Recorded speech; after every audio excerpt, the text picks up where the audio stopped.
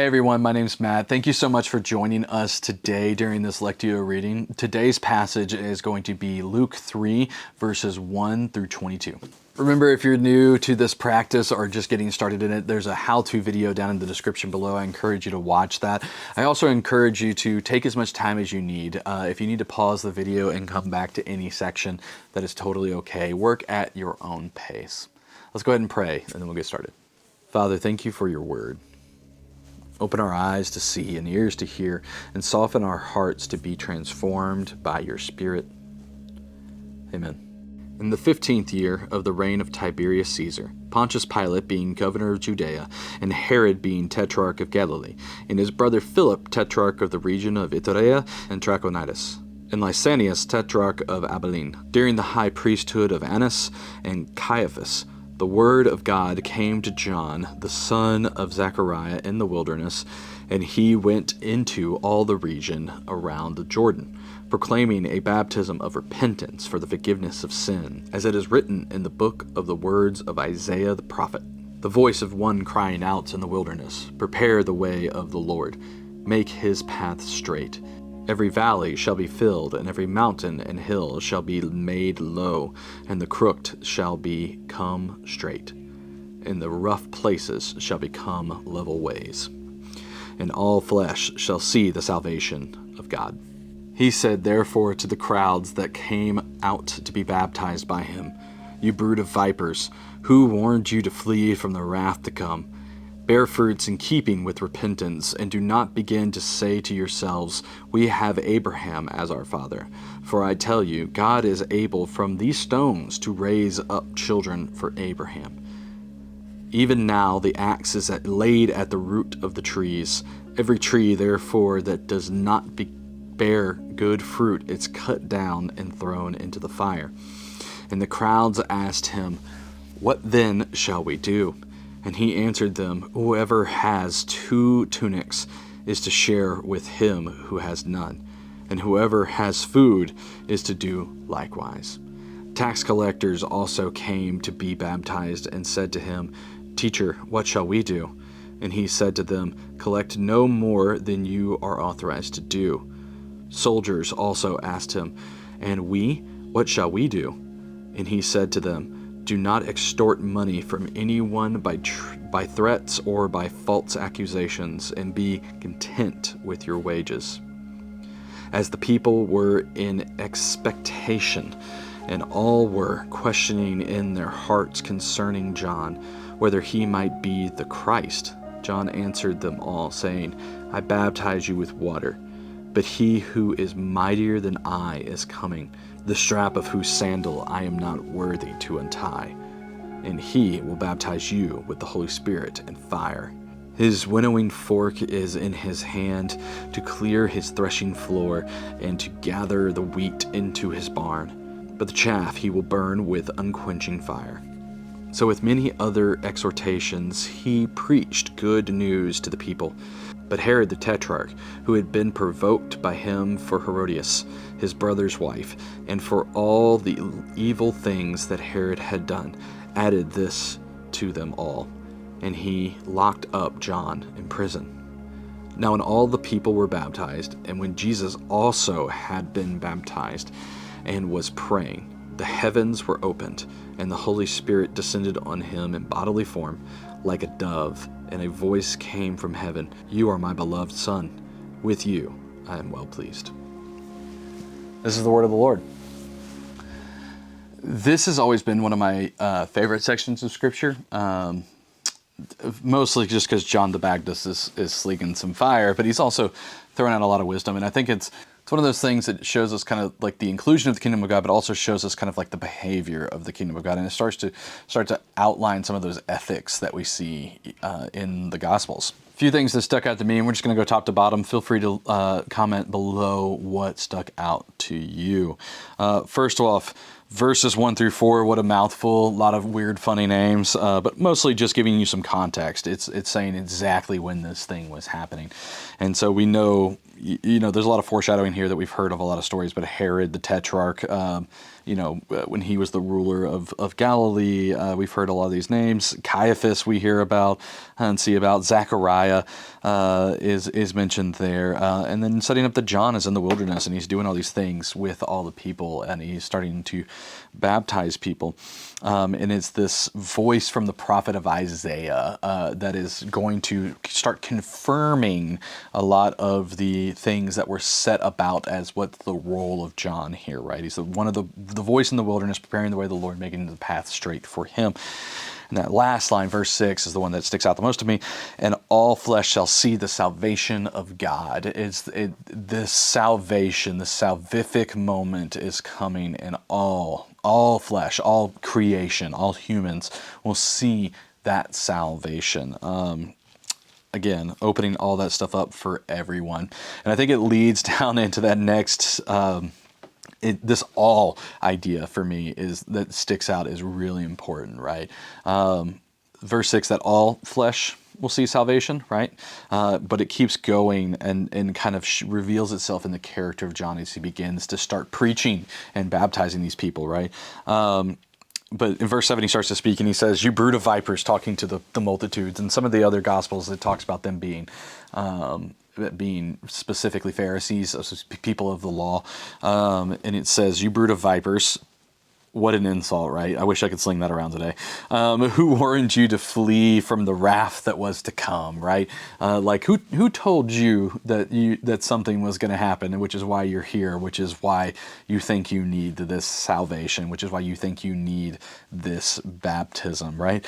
And then he just tells them to bear fruits in keeping with repentance. Like, don't stray from that thing that is repentance. And do not begin to say to yourselves that because we are Israelites, just because we are children of Abraham, that for some reason that is going to be enough, that is going to buy our salvation because we have been chosen, that we are the chosen people. He goes on to say, "For I tell you, God is able for these stones to rise up children for Abraham." Like, these two stones can produce children for Abraham if God wanted them to. You're not that special. Which is just just a series of great insults for one. I'm not advocating for that, but really good fire, right? But also kind of just speaking to this idea that you may have an inheritance, you may be a people, but this is not enough for you to reach the glory that is the salvation being presented to you by and through Jesus Christ, who is to come after him, right? And he continues, "Even now the axe is laid at the root of the trees, and every tree, therefore, that does not bear good fruit is going to be cut down and thrown into the fire." Right? There's going to come a time in which those things will be judged, and he's warning to say hey,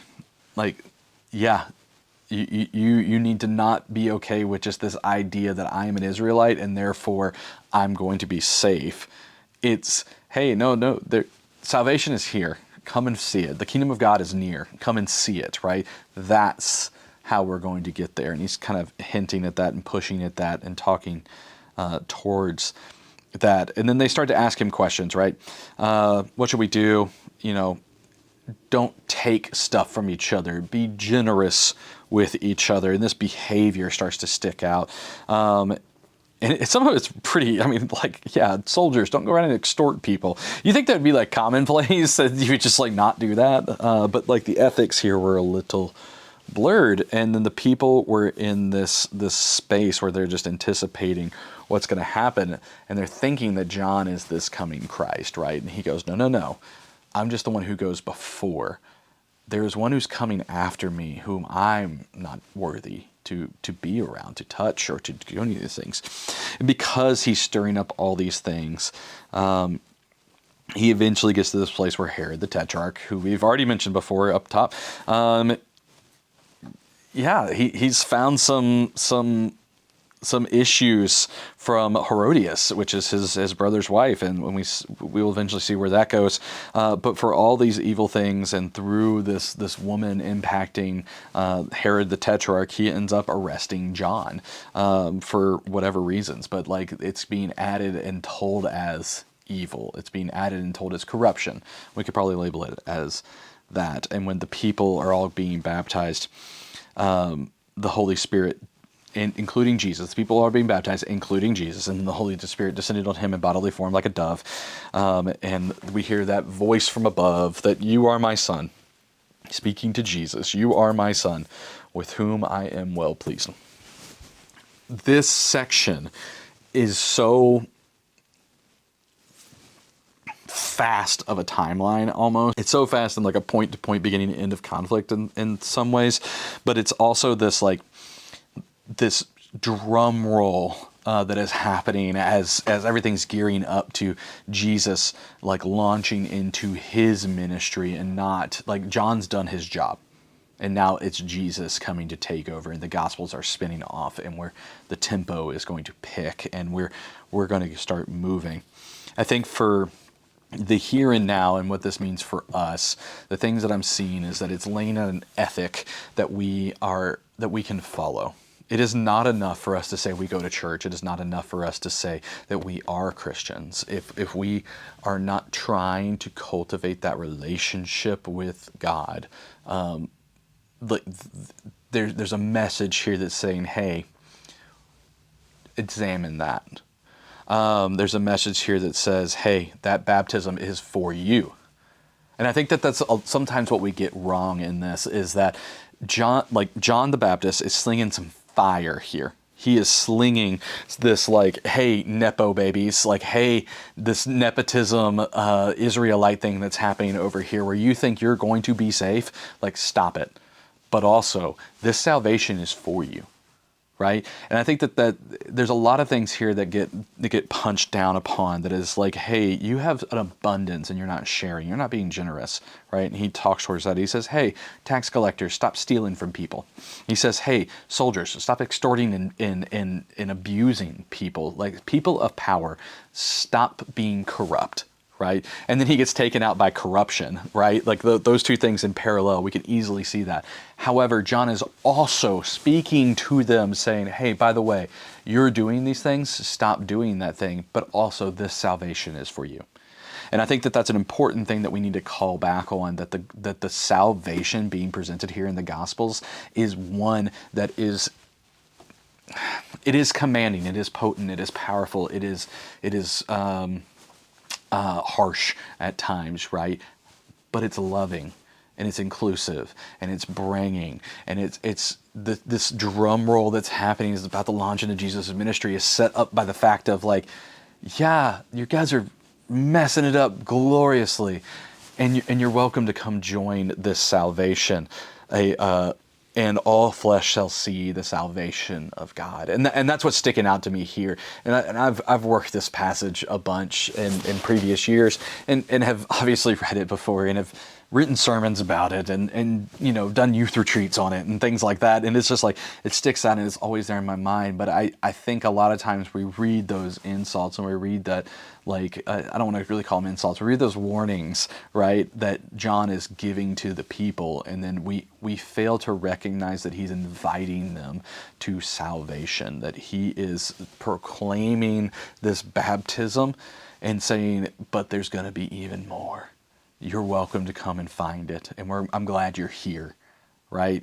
And that's, I don't know, I feel like that sets up the rest of the Gospels, and I think it's so powerful and potent. And the ethic that, yeah, we got to do these things right is one thing, but the ethic that grace is abundant and that salvation is abundant, and that this is not a scarcity thing.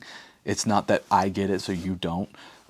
That's also present, and I think is important for us to recognize in this passage. That's what I saw. Again, leave your comments down below for what you saw and what stuck out to you.